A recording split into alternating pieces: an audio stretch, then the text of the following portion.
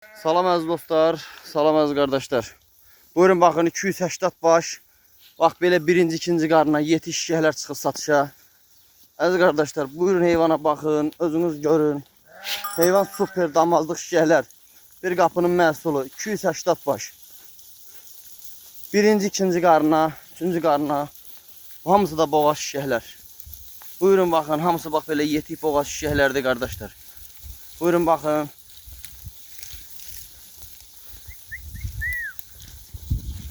Bakın kardeşler, hamısı yetik boğaz şişəklər. Super damazlıq şişəklərdir kardeşler. Bakın. Birinci qarına, ikinci qarına. Biri-birindən gözəl. Buyurun bakın. Xahiş eləyirəm. Bugün də martın 23-üdür. Buyurun bakın kardeşler. Çəkiliş eləyirik. Qoyun.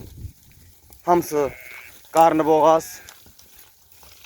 Hərəsi bir düyədir, düyə. Maşallah olsun. Buna baxın dost. Hərəsi bir düyədir. Buna bax qardaş. Hərəsi bir düyədir. Görürsünüz gözəl qardaşlar. Görürsünüz gözəl qardaşlar. Hərəsi bir düyədir. Buyurun baxın. Bu çəkiliş sizlər üçündür. Gözəl dəyərli izləyicilər, gözəl qardaşlar. 280 baş bax belə yetik birinci, ikinci qarına şişəklər.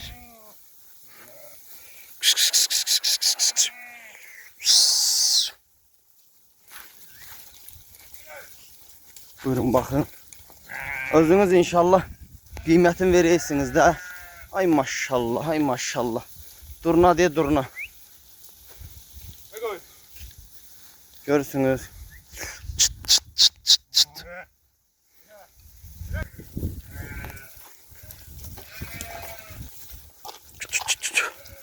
Kardeşler, qoyun kom da satılır, hissəsə də satılır. Kimlər nə qədər istəsə əlaqə saxlaya bilər. Qoyun hamısı birinci, ikinci qarına super damazlıq şişəklər. Buyurun baxın. Qoşdan seçilmir də, hamısı qoş boyda. Təmizdəkin sort qara dolaq. Buyurun baxın.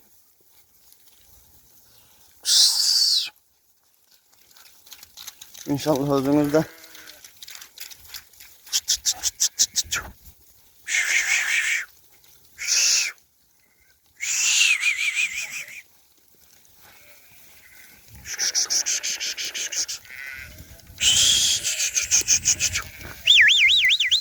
Hey! Baba maşallah olsun, ne maşallah olsun. Qoyun hamısı biri bir durnadır, biri bir mələk. Baxın gözəl qardaşlar. Özünüz qiymətin, dəyərin verərsiniz. Kimlər də almaq istəsə, riyar alıcılar buyurub əlaqə saxlasın. 280 baş. Buna bax, buna bax, buna bax. Buna bax. Məhsuldur.